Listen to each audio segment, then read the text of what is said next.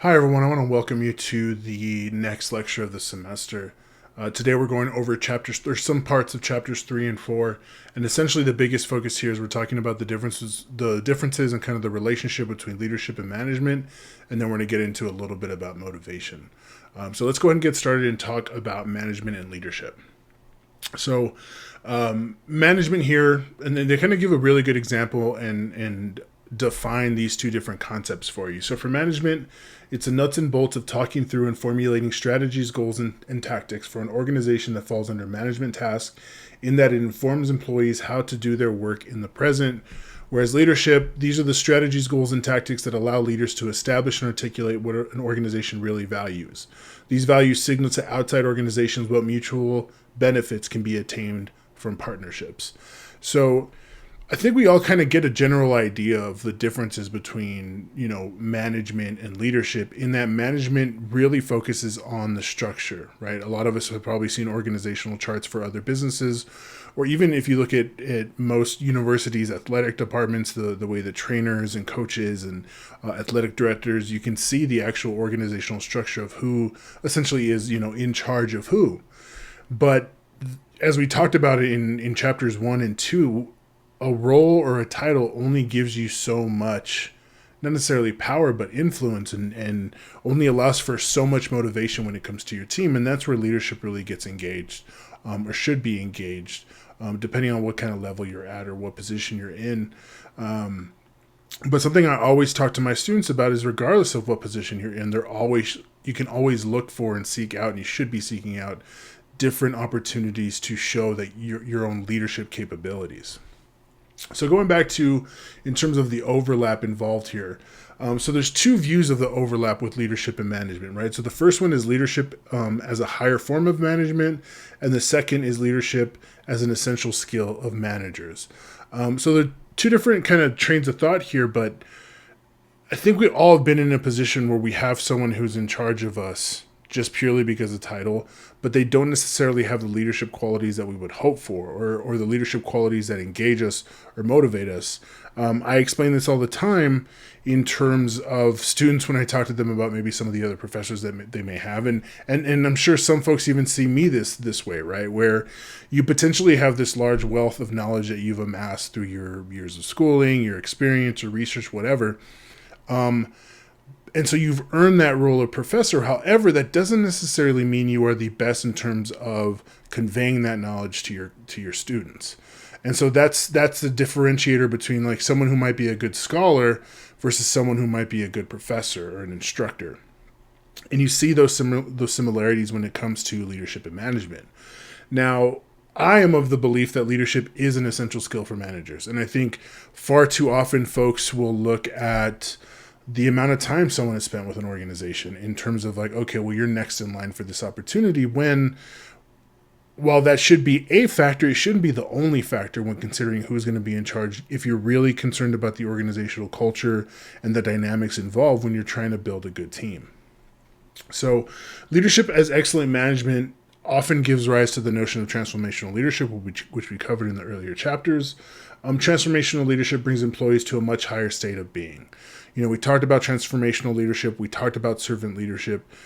A big part of being able to succeed in a leadership position is being able to engage your team, right? Motivate them, give them autonomy and the ability to succeed, not just in their role as an employee, but finding different motivators for themselves and their identities within the organization is even more key in getting morale up, in getting folks engaged and motivated to succeed in your organization, right? In turn, if they are feeling excited about showing up to work every day because there is incentive for themselves to succeed and get better, that in turn is just going to turn into more motivation to reach the goals of the organization.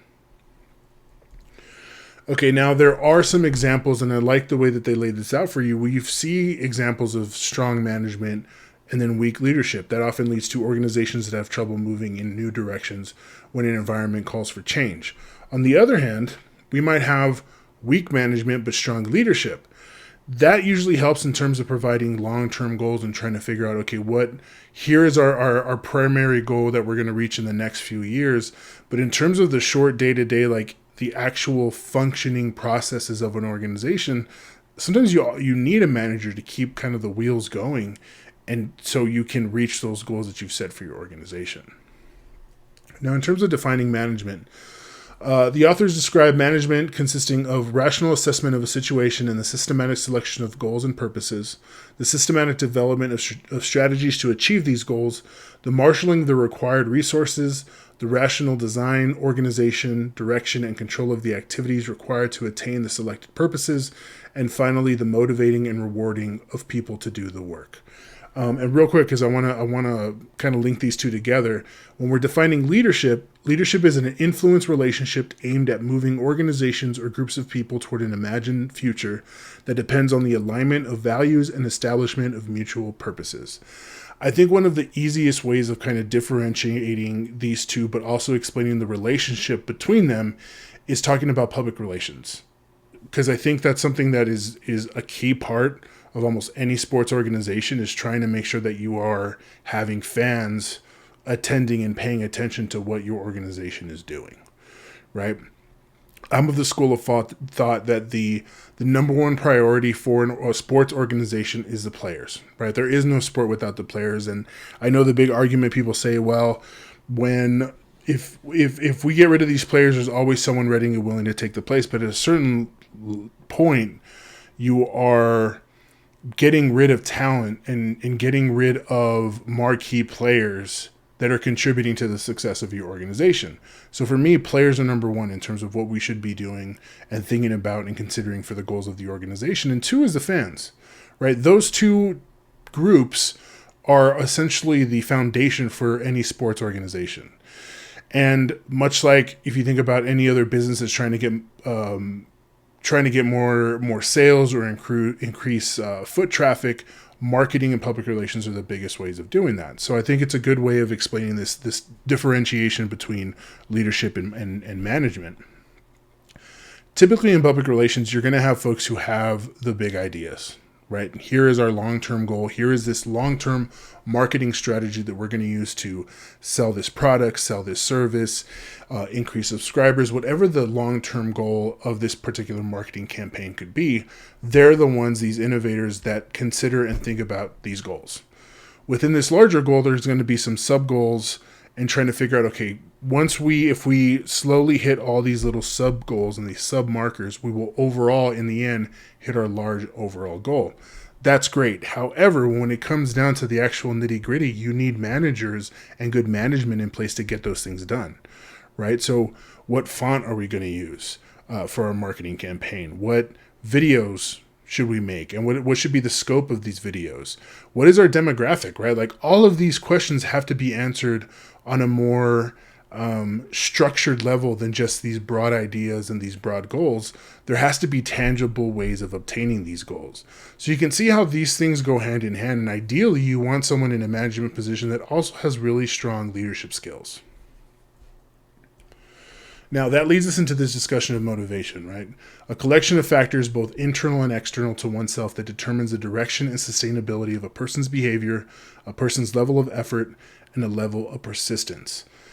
I put up a video on YouTube for this week that you all should see in terms of what this idea of motivation and how some studies that have been done on motivation, because I think the big misconception is that you can just pay people and they're going to be more motivated. That works to a certain degree, but then at a certain point it just kind of plateaus and there's really no change based just on compensation. But there are some building blocks in the workplace for motivation, right? There's autonomy, purpose, and then mastery. So autonomy is essentially giving someone free rein to kind of, you're not micromanaging someone. You are saying, I hired you for a purpose, and or I came here and you were in this position and I believe in your skills and your ability and I don't need to micromanage you. I know you can succeed on your own if I just tell you what these goals are. Second one is purpose. People want to know that they're working for a particular reason. And I know there's a lot of folks, at least in my experience in this program thus far, who always get concerned with like millennials or Gen Z and how do we get them motivated, or, why are they always asking, why do we have to do this? And I always explain that with the way the education system's set up, particularly at public schools, you're always teaching to a test, right? So we're going over this particular lesson because later on you're going to get tested on this. And we're going over this particular math problem in this particular way because it's going to allow you to succeed in this math part of this test later on. And that continues, right? You get into college and it's like, well, I need you to read these chapters and do this thing on discussion board and do this project and do this final paper, because then that turns into an A. So from a very young age, millennials and Gen Z have been saying, here's what you're doing, and here's what you're doing and what I'm asking you to do. And we have these very kind of organized and detailed things that we're going to be doing throughout the semester, throughout the year. And in turn, the purpose is because of this, for this test. And so they get into the workplace and they're looking for the same thing, right? I need you to do this. Well, why? Well, it's because of this larger project and you're a key part of this particular project. And that goes back to what I was just talking about in terms of understanding what these long-term goals are. You need to share that with your team, right? Like, let them know that this is our overall goal and we're only going to get there if you provide this service, if you are providing this tangible contribution to this organization, to this project, to your team. But giving folks a purpose is key to getting them motivated. And the last thing is mastery. Especially for Gen Z and especially for millennials, there's this ideal of being able to get to an organization and wanting your education to continue, right? I am getting here and I'm glad I have this position, but I also want to learn even more while I'm here, right? And that should be the goal, right? There should be avenues for folks to continue learning and to succeed, because that's what you want. Like, ideally, you've created an environment in your organization where people want to stay there because you're providing an environment and you're providing services where they can grow and thrive within that organization and provide that mastery. One way of doing that is empowering leadership, and that's something that you should be considering in terms of the different opportunities you have when you're in a position of power. So empowering leadership is also a leadership style that aims to transform followers into their own self-leaders. It emphasizes the development of follower self-management skills by prompting followers to develop self-control and act on their own. That is all a part of autonomy, purpose, and mastery, right? You are saying, I'm going to teach you when I need to teach you. I might rein you in and or correct you when I need to. But in the end, I want to build you into or help you become the leader that I know you can be, right? Because then in turn, then you have time to focus on other things because you've built this person up enough to be their own leader in whatever department or program or team that they may be a part of. So in terms of empowering leadership, this is from Elise Brogan, who I looked it up. She does a lot of social media stuff for Reebok. So leaders in sports organizations can structure their leadership to motivate employees by establishing a foundation of trust, communication, and empowerment. The more confidence you feel generated from the top down, the more you are willing to take risks and complete quality work within your role. So a big focus, and I think it's pretty common sense to understand how big communication is, and something that I teach a lot of my students is that a lot of leaders talk about how important communication is. A lot of folks say my door is always open, but they don't understand some of the nonverbals that may come across that make it seem like, no, your door is definitely not open, right? I think I talk to my students about professors they may have had who say they have an open door policy during their office hours, but the way they kind of portray themselves in class, they seem very closed off, and it all of a sudden doesn't become a very welcoming environment, and no one feels that confidence that they can go to you. So rather than just saying that you believe in good communication, you should be doing whatever you can to normalize communication. You go out there and try to socialize with your team and try to understand where they're coming from. If you go and look at that video I posted on YouTube, a lot of their focus in terms of motivating team members in creating creative environments is all about communication and engaging with your team. And lastly, this idea of motivating folks to lead, right? Because we're talking about, how we can become or enact transformational leadership or servant leadership. How can we motivate our team, and how then can we create future leaders, right? People that are self-led. And so we want to have this idea of motivating people to lead. And there's a few things that you can kind of see from team members that make them more likely to become leaders, right? Sometimes it comes down to effective identity, right? So this person naturally likes to lead other people. I see it all the time, especially in my undergrads, when I put them in groups. Naturally, there's always one leader who just like kind of rises to the top, and they're the ones that are going to take control or whatever group that they're in. Most of these people are extroverts, and they kind of understand this idea that there is an inequality that exists in individuals. And that doesn't mean that one person is better or worse than the other. It just means that in terms of skills, there are going to be some folks who are naturally good at one thing and bad at others, and another person might be really good at what that other person's really bad at. So like, for example, there are some students who are just naturally gifted public speakers, right? But they may not be good at research. They may not be good at writing, but they're really good at it. If you give them information, they can share it with other people really well. And there might be some other people who are fantastic at research or fantastic at writing or fantastic at all these other things, but they're not really good at public speaking. So folks with affective identity understand that there are these inequalities, and they kind of take advantage of those things. There's also the possibility of someone being non-calculative. So this is someone who is very agreeable. They have emotional stability, and they very much have a collectivist attitude, where essentially they're willing to put aside their own goals temporarily to ensure that the majority are getting what they need to. Right? It's kind of this idea of servant leadership of let's make sure some of these folks are obtaining the goals that they presented to me or they've discussed with me, and in turn that'll keep them motivated to continue working on these larger goals that we have in an organization. And last, we have socionormative. So a lot of these folks just have a sense of duty to become a leader, right? They just naturally want to lead, and a lot of these folks end up having past experience as leadership in leadership positions.